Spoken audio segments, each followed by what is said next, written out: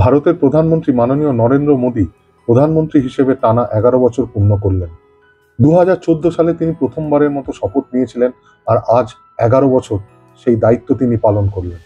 নিরলসভাবে, দৃঢ়তার সাথে, দক্ষতার সাথে দেশ ও জনগণের সেবা করে চলেছেন, যেন তার একমাত্র লক্ষ্য হলো ভারতকে একটি উন্নত রাষ্ট্র হিসেবে দেখা। আজ আমি আমার বিবেচনার ভিত্তিতে প্রধানমন্ত্রী হিসেবে শ্রী নরেন্দ্র মোদীর 11টি কৃতিত্ব আপনাদের সামনে তুলে ধরব।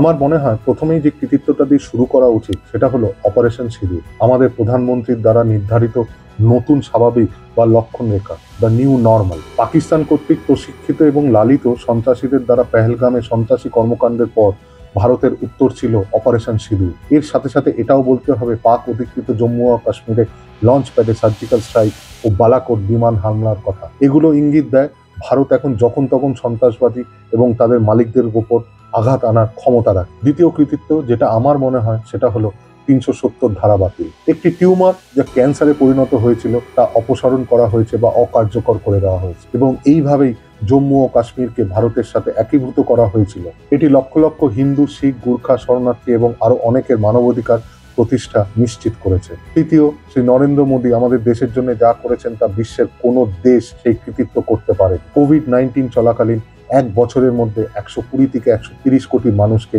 দুবার টিকা দেওয়া, এবং এই টিকাগুলো ভারতেই তৈরি করা হয়েছিল এবং বিশ্বের অনেক দেশে সেটা বিতরণও করা হয়েছে। চতুর্থ কৃতিত্ব যেটা তিনি করেছেন সেটা হলো নারীর ক্ষমতায়ন। বেটি বাঁচাও বেটি পড়াও এই সামাজিক প্রচারের মাধ্যমে পুরুষের অনুপাতে নারীর অনুপাত উল্লেখযোগ্যভাবে বৃদ্ধি পেয়েছে। এছাড়াও 3 তালাককে অপরাধীকরণ করা নারীর ক্ষমতায়নের ক্ষেত্রে একটা বড় পদক্ষেপ। আবার বিধায়ক ও সাংসদ পদে মহিলাদের জন্য 33% সংরক্ষণ তার মহৎ উদ্দেশ্যকে বৈধতা দেয়। পঞ্চম কৃতিত্ব যা আমার মনে হয় উল্লেখ করা উচিত তা হলো 10 কোটি এলপিজি সংযোগ, কারণ এটি সরাসরি লক্ষ লক্ষ শিশুর জীবন বাঁচায়। গৃহস্থলী বায়ু দূষণ প্রতি বছর এককভাবে সবচেয়ে বেশি শিশু মৃত্যুর কারণ হয়। ষষ্ঠ কৃতিত্ব হলো 12 কোটি স্বচ্ছ ভারত শৌচাগার, কারণ প্রতিটি নতুন শৌচাগার শুধুমাত্র লক্ষ লক্ষ টাকা স্বাস্থ্যসেবায় ব্যয় থেকে সাশ্রয় করে না একটি পরিবারের প্রত্যেকটি সদস্যকে, বিশেষ করে মহিলাদের মর্যাদাও প্রদান করে। সপ্তম কৃতিত্বটি হলো 37 কোটি আয়ুষ্মান ভারত স্বাস্থ্য বীমা কার্ড, যা ইতিমধ্যেই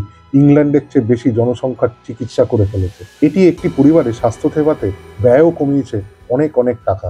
অষ্টম কৃতিত্ব হলো গত 11 বছরে প্রায় 25 কোটি ভারতীয়কে বহুমাত্রিক দারিদ্রতা থেকে মুক্তি দিয়েছেন শ্রী নরেন্দ্র মোদী। দারিদ্রতার হার 2013-2014 সালে ছিল 29.17%, সেটা 2022 ও 23-এ কমে গিয়ে দাঁড়িয়েছে 11.28%। 12টি এমপিআই সূচকের মধ্যে সবকটা সূচকেই উন্নতির লক্ষণ দেখা দিয়েছে। 2013-14 এবং 2022-23 সালের মধ্যে উত্তরপ্রদেশ, বিহার, মধ্যপ্রদেশে এমপিআই দারিদ্রতার সংখ্যা সবচেয়ে বেশি হ্রাস পেয়েছে। নবম কৃতিত্ব অবশ্যই প্রধানমন্ত্রী জনধন যোজনা। 54,58,00,000 জনধন অ্যাকাউন্ট খোলা হয়েছে, যার মধ্যে 55.7% মহিলাদের অ্যাকাউন্ট। যাদের ব্যাংকিং ব্যবস্থা, আর্থিক পরিষেবায় কোনো অ্যাক্সেস ছিল না, তারাই এখন অ্যাকাউন্টগুলো খুলে ভারতের উন্নত অর্থনীতির সাথে যুক্ত হতে পারছেন। সরকার তাদের ডাইরেক্ট বেনিফিট ট্রান্সফার মানে ডিবিটির মাধ্যমে সরকারি অনুদানও পাঠাতে পারছে।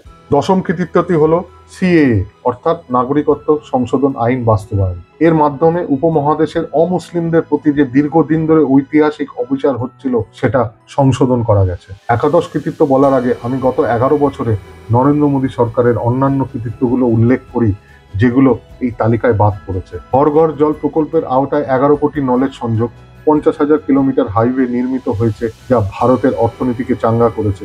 11 বছর ধরে কোনো কেলেঙ্কারি ছাড়াই কেন্দ্র সরকার পরিচালিত হয়েছে।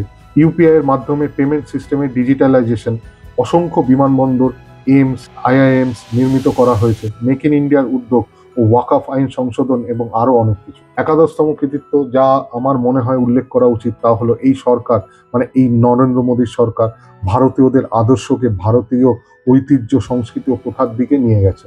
এটি অত্যন্ত প্রয়োজনীয় ছিল, কারণ আমরা ভারতীয় হিসেবে মাঝে মাঝে আমাদের ঐতিহ্য, সংস্কৃতি ও প্রথার জন্য লজ্জিত বোধ করতাম, কিন্তু এখন আমরা ভারতীয় হিসেবে আমাদের ঐতিহ্য, সংস্কৃতি ও প্রথা বহিঃপ্রকাশ করতে গর্ববোধ করি। এখন যখন বিদেশি রাষ্ট্রপতি, প্রধানমন্ত্রী বা শীর্ষস্থানীয় প্রতিনিধিরা আমাদের মহান দেশ পরিদর্শন করেন, তখন তাদের মাঝে মাঝে বেনারসে গিয়ে মা গঙ্গার পুণ্য আরতিতে নিয়ে যাওয়া হয়। গত 11 বছরে নরেন্দ্র মোদী সরকার এই পরিবর্তন ঘটিয়েছে, যা আমাদের এবং বিশ্বের ওপর অসাধারণ প্রভাব পড়েছে। আমরা এখন সগর্বে বলি যে আমরা ভারতীয় ঐতিহ্য, সংস্কৃতি ও প্রথার অংশ।